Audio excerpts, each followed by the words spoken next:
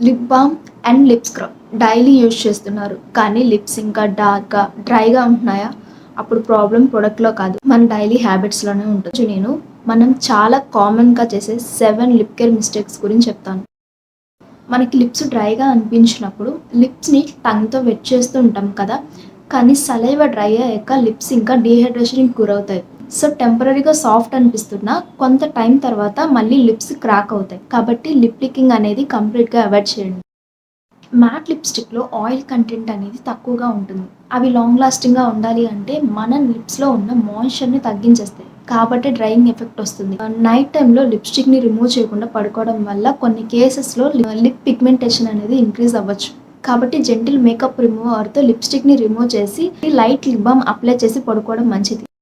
చాలామంది లిప్ స్క్రబ్‌ని ఎక్కువగా యూజ్ చేయడం వల్ల లిప్స్ ఇంకా సాఫ్ట్ అవుతాయని అనుకుంటూ ఉంటారు. కానీ వారంలో 3, 4 టైమ్స్ లిప్ స్క్రబ్‌ని యూజ్ చేయడం వల్ల మన లిప్స్ పైన ఉన్న థిన్ ప్రొటెక్టివ్ లేయర్ అనేది ఇంకా వీక్ అవ్వచ్చు. దానివల్ల లిప్స్ ఇంకా సెన్సిటివ్‌గా మారి రెడ్‌నెస్, క్రాక్స్ లేదా డ్రైనెస్ పెరగొచ్చు. కాబట్టి వారంలో 1 ఆర్ 2 టైమ్స్ మాత్రమే యూజ్ చేయడం చాలా సేఫ్.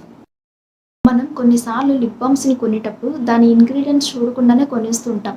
పుదీనా లేదా కర్పూరం ఉన్న లిప్ బామ్స్‌ని అప్లై చేసినప్పుడు కూలింగ్ అనిపిస్తుంది. అది మనకి ఫస్ట్ బాగానే ఉందనిపిస్తున్నా కానీ ఆ కూలింగ్ ఫీలింగ్ అనేది పర్మనెంట్ మాయిశ్చర్ కాదు. కొన్నిసార్లు ఆ ఇంగ్రీడియెంట్స్ వల్ల మన లిప్స్ కొంచెం ఇరిటేట్ అయ్యి ఇంకా డ్రై అయ్యే ఛాన్స్ ఎక్కువగా ఉంటుంది. కాబట్టి స్ట్రాంగ్ స్మెల్ లేదా కూలింగ్ ఎక్కువ ఉన్న లిప్ బామ్స్‌ని కాకుండా మన లిప్స్‌కి నిజంగా మాయిశ్చర్ ఇవ్వగలిగే shea butter, cocoa butter, vitamin E ఉన్న లిప్ బామ్స్‌ని యూజ్ చేయడం మంచిది.